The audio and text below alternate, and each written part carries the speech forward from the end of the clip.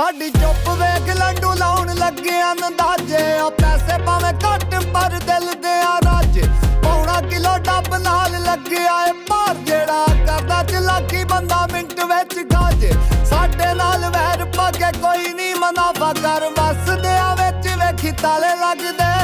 ਮੇਰੇ ਬਾਰੇ ਮਾੜਾ ਤੁਸੀਂ ਇੰਜ ਬੋਲਦੇ ਹੋ ਜਿਵੇਂ ਰਿਸ਼ਤੇ ਦੇ ਵਿੱਚ ਮੇਰੇ